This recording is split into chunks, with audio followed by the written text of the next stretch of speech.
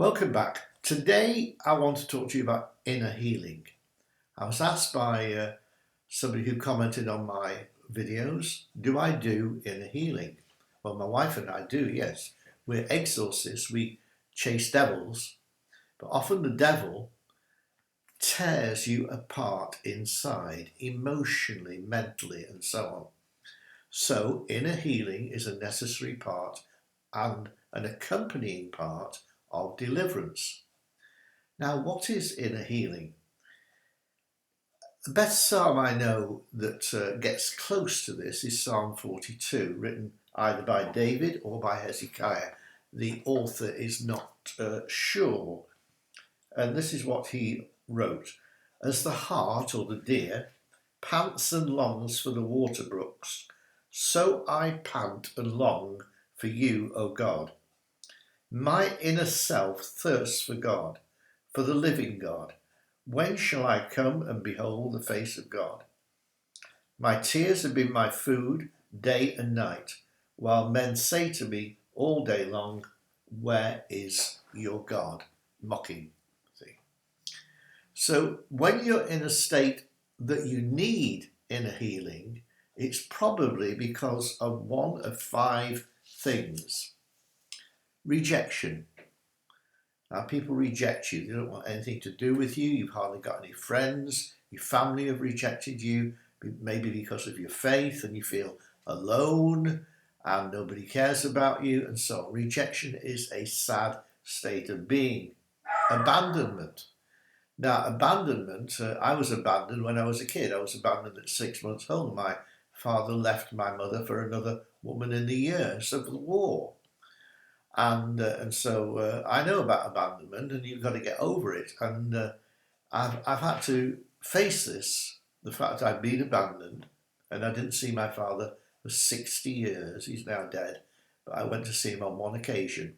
He never even apologised for abandoning me. But we've got to move on. We've got to forgive. All of these things we need to apply forgiveness. I've done a teaching on forgiveness, and I suggest you look at it. It's how can I forgive when I still hurt? Humiliation. Maybe you've been humiliated. I was a small kid at school, and I remember that one day my biology teacher said to me, Holland, he said, you need to put on some muscle. You're getting bullied. You're being humiliated.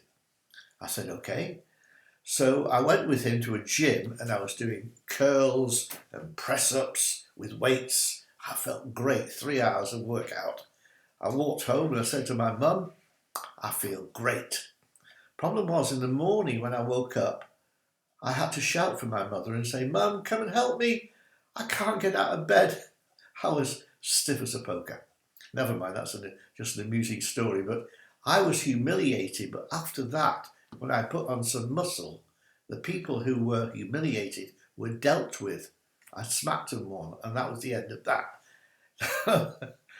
So humiliation may be in your background as you've grown up with so-called friends who've humiliated you and made you look small. And if that's your case, then you've suffered and you need healing. Fourthly, betrayal. Have you been betrayed? I have also been betrayed. My ex-wife betrayed me and had another man on the side, and my wife was betrayed by her ex-husband. Thank God we found each other 27 years of marriage this coming December. And we've been betrayed. We know what it's like. Jesus suffered betrayal from Judas. And I think in any growth of character, there is a time when we get betrayed because we've got to get over it. We've got to learn to put on some thick skin and say, okay, they betrayed me, but when they betrayed me, or when my father left me, the Lord picked me up and he took care of me, and that's the way it is. And injustice. If you suffered injustice, things that are just not right, people have treated you wrongly, and your situation, you've got a situation at home maybe that it's just not right, it's just not fair on you.